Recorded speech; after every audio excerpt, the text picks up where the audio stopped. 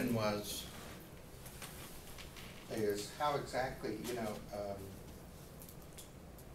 when you look at your soul, that many times you can just deny what's going on there because you're afraid to look at it, or you think that's who you really are or something. You really just don't want to deal with it, and so you just kind of put it out of your mind and move on. Is that essentially what it was? Mm-hmm. And so I did something really stupid. I shared a diagram, which led to two other diagrams. But back in about 200 AD,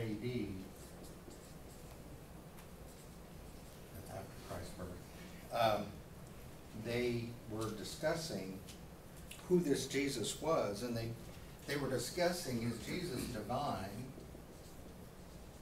or was Jesus human? And what's the answer? They came up with Yes. yes is the answer. So they came up with, they didn't come up with, but they said he was 100% divine, 100% human. That's called the hypostatic union of Christ. Now, but when you look at us as individuals and just say that the square represents body too, okay? So we're not trying to leave the body part out. But we, as now the modern day believer, and this is gross oversimplification, but we're spirit, we have flesh, and we're human. Okay? The confusion comes is when you make the flesh and our humanity identical. And you make them the very same thing. Now let me give you an example. I was counseling with a lady and she said, my child died last week, but I haven't cried because I'm walking in Christ. Now that's just plain stupid. I didn't tell her that, by the way. I just said. You have now on the video. Sorry. No, but it was. And but what she was doing is she was saying, flesh and her humanity are the same thing. That somehow to be spiritual, I have to deny, not only do I deny my flesh, I didn't deny my humanity. Well, what do moms and dads do when their children die? Do what? They grieve, they rage, they cry, they get depressed, they go through the whole process. They do all those things. That's normal. That's what normal human beings. So many times when you go through the hurts and the pains and everything that happens to you, there are normal responses to it. Some of that can be grief. Some of that, it can be, some people start laughing. It can be really just wild stuff. But most of the time it's a normal response. It's a human response to it. It's not necessarily evil. Does that make sense? We were designed in the image of God. He has all of those emotions as well. So it's because not God wrong. is an emotional being. Yeah. And So I always love that the. was a revelation for me. Huh? That was a revelation for me. Yeah, because God has a soul. Yeah, because see, the emotions I think are the poor little stepchild of the soul. Because most Christian books is emotions. Can you trust them? Emotions. It's always in almost the negative context. And yes, emotions can control, but God gave them to us.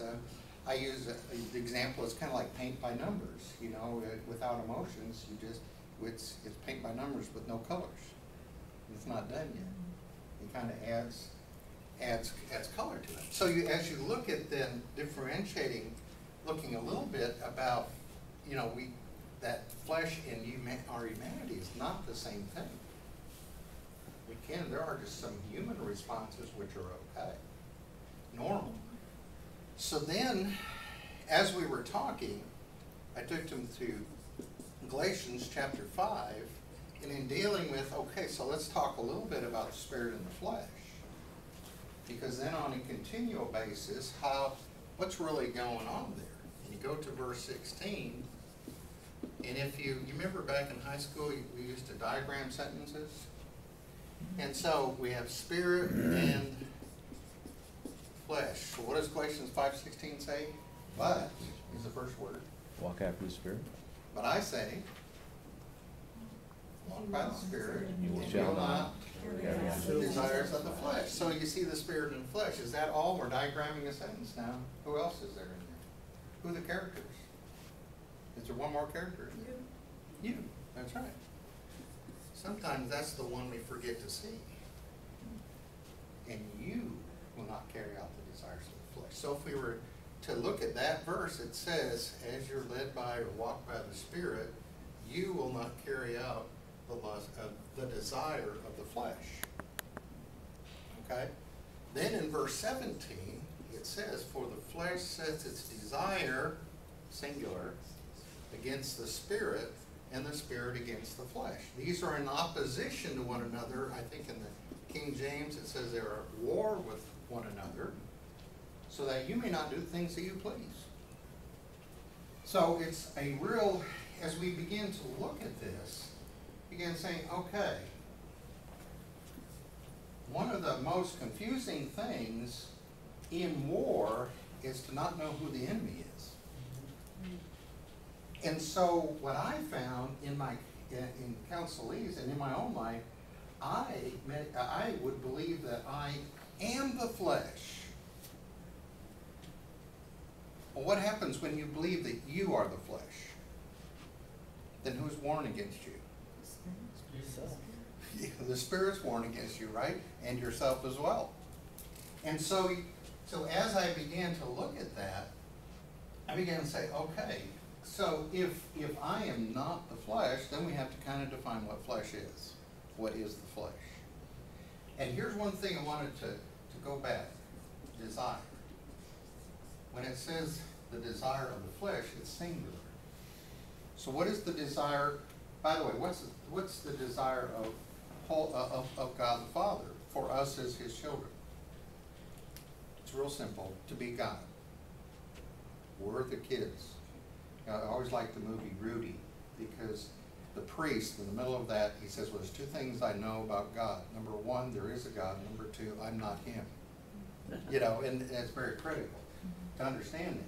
So, you know, we have God, but we're not God. Right?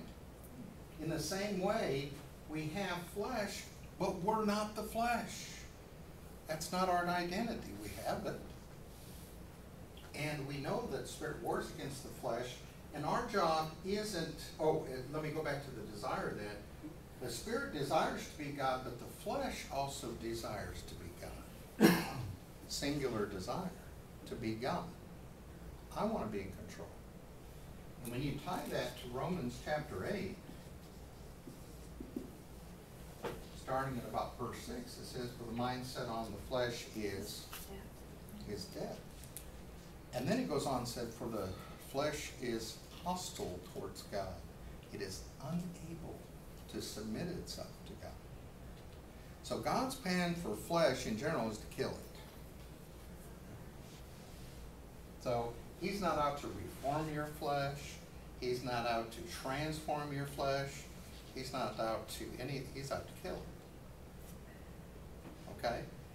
So here we have in that passage, so what does the flesh do then? The flesh tempts. But I say walk by the Spirit, you cannot carry out the lust of the flesh, the temptation of